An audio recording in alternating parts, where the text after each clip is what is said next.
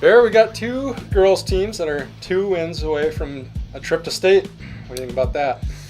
Whitewater, not surprised. Milton, good for them. And I think it just proves that the Red Hawks at Badger Conference South was loaded. Absolutely. And they might not have had the best record, but when you take Stoughton, Monroe, Edgewood, Even Monona Grove. Monona Grove, I mean, the Red Hawks are proving once again that who you play during the regular season can have a big impact on the postseason. And right now they're making their way through the Lakes teams, and they'll get a shot at Lakes team number 3, Wilmot, on Thursday night. And I seriously think it's a game the Red Hawks can win. Should mention this is John Barry, by the way. If you've never watched the show Never before, watched the show again. I'm Eric Schmoldt. This is Xtra Points. If you're here to talk about boys basketball, I will point you to a link down below because we talked about that last week as the tournament starts this week. And we shift back to the girls this week. And like you said, Milton winning a regional championship for the second year in a row. They beat, why am I forgetting the first one? They beat Burlington in the first game. And then Union Union Grove in the second game. And now they've got Wilmot on Thursday night, 7 o'clock over in Fort Atkinson. And I think just in talking to them over there a little bit this week, they were a little shell-shocked last year when they made it to a sectional, and it kind of showed against Union Grove last year. And I think getting back to that stage this year, they'll be a little more comfortable with the atmosphere. I would agree. And you look at senior Bailey Collins, who's, she's a good scorer. She's a good player, and she's, when she's not healthy, but when she's not in foul trouble and on the court, they're a different team. I saw them play against Monroe, which, was a Badger South champ, and Milton was right there. And then Collins got in foul trouble, and she came out. And as soon as she came out, Monroe kind of took over. So if Bailey Collins can stay on the court, and because she's tough to stop, Carly Krebs, another senior, very athletic, very quick. Milton, again, that's playing those teams during the regular season is paying off now, and they may get a crack at Monroe or Stoughton on Saturday night. And like I say, don't be surprised if they do. I should mention, 2 weeks ago, you weren't here. I did all the girls myself, and got a couple of witnesses and probably like 4 or 5 people that watched that week online. If you want to roll back to tape and check out who I picked as the sleeper team, it might have been Milton. Just throwing it out there. Wow, man. Yeah. So, I don't think it was that far out on a limb because, like you said, they play the top competition. Did you also pick La La Land as best picture, or no? I didn't. I picked a league of their own. Again okay, all right. Well, good for you. Third 20. I went with Fast Times at Ridgemont High. Won again. It's incredible the run that they've had. But I think it is like you said. They play the Badger South all year long, and all of a sudden you drop over to the Lakes. And no offense to the Lakes teams, but it's just not the same league. And no. Milton, I think, is proving that. And the other thing that Milton's doing, they had a little rocky stretch there, injuries and illness, where you didn't really know who was playing from night to night. And they seem to have most of the people back. Some of the players still maybe a little dinged up, but have most of the people back, and they seem to be as confident as they have been all year in every one of them because everybody's shooting the ball a little bit more, and they're shooting it better, and they're more confident. And let's face it, if they shoot the ball the way they did against Union Grove on Saturday, they can probably beat anybody because they were dynamite. And they're getting bench help now too, and that was another thing is that when Stacey Skemp went to the bench earlier in the year because of the injuries and the illnesses, they weren't getting a lot of production. And then against Burlington, I think Carly Albright came off the bench and had 14. That's what they're going to need, because you can't count on the starters.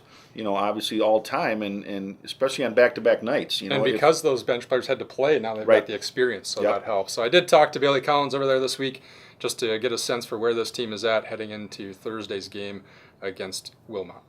Oh, they're so much fun, especially since I get to play with Carly Krebs and Ashley Ball, who we've played with since 2nd grade. It's nice growing up with friends and then also being able to be on and off the court with each other all the time. And we collectively as a group, we all get along. There's no tiffs or anything. We're just a fun group to be around. I have full faith that we could possibly make a statement this year. There's no doubt in my mind. And shifting gears to Division III, like you said, a little bit of a different scenario. I think everybody thought Whitewater would be here in sectionals. They've been ranked number 1 at Division III throughout much of the year. Haven't lost since their season opening game against Marshall. They avenged some of those demons in the regional final by thumping Marshall pretty good. And this matchup in the sectional semifinal almost isn't fair. It's a Like- matchup that could very well be a state championship. I was going to say, game. for those people that can't make it to the Resch Center in Green Bay, get to Janesville Craig on Thursday night, because my guess is this is your Division III state championship game. These are two teams that Edgewood knocked them out a year ago. They've got Mishkoff, is it, I believe? Stella Moshkow. Moshkow is a Division I Stanford recruit. A very good team. You got to see him earlier against Janesville Craig in the season opener, and Whitewater lost their season opener to Marshall, and they've 23 straight, including a win over Marshall on Saturday night in a game that they really just dominated. I mean, Marshall fell behind early and never got back into it. And the thing for Whitewater in a game like this against Edgewood is they've got that experience between Rebecca Schumacher and Miriam Smith-Traore, two girls that both started on that state championship 2 years ago. That makes a difference, especially you get in a game of that magnitude where every shot you squeeze that ball a little bit harder, and the collars get a little bit tighter because there's so much on the line. And for those two to have been through that before, that could have a difference Thursday night. Should mention this is a rematch of a regional final last year, and Edgewood really took it to Whitewater in the first half of that game, and the Whippets never were able to. They tried to kind of claw their way back into it, and never really got super close. And so avenged one loss against Marshall from earlier this year, and now this one I think they've had circled as hoping they get another chance at Edgewood probably since this time last year. And the thing is, they're going to need to have a better start this year. And be careful what you wish for, because like you said, they've had this penciled in when the brackets came out that it would probably get to that game, and as much as they want it and as much as they're looking for revenge, they've got to come out, like you said, they got to start better, because Edgewood's too good to fall behind and try to claw your way back. So I agree with you. The Whippets have to come out, set the pace, work the ball inside to Miriama, and then hope that Rebecca Schumacher can do her usual damage, whether it's inside driving or hitting the outside jumper. And if that's the case and it turns into a half-court game, I'd like my chances with Miriama just because of her size and her ability to defend and rebound and just do so many things that could set them to the next level. I also think the trick will be, we have, I think, at least two players on each team that are going on to play Division I or II basketball. Right. So we've got a lot of talent there, but you can't rely on one person. Miriam is not going to be able to beat this team by herself. Nope. So that's what Judy Harms kind of said this week, coach of the Whippets.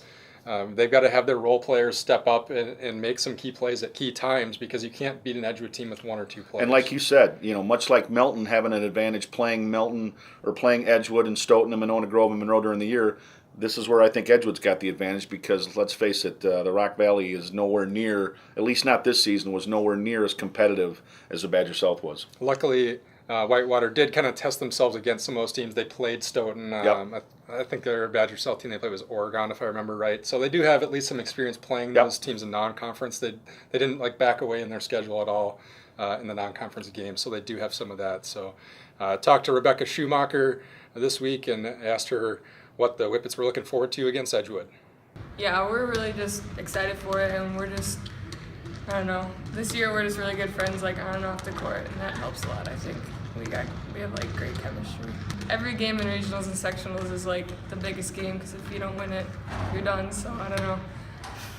Yeah, it's just a huge game. Is there some of that too? You said this group is so close. Yeah. Knowing that any game could be your last, is that pretty motivating? Yeah, it is. I mean, I don't like to think about it that way, but yeah, it is. All right, that should about do it for this week. Like we said, the Milton against Wilmot game, 7 o'clock at Fort Thursday night. Edgewood and Whitewater here at Janesville Craig at 7 o'clock in the Division III sectional semifinals. Where do they head after that? I'm not even sure. The Division II. Wanakee, is it?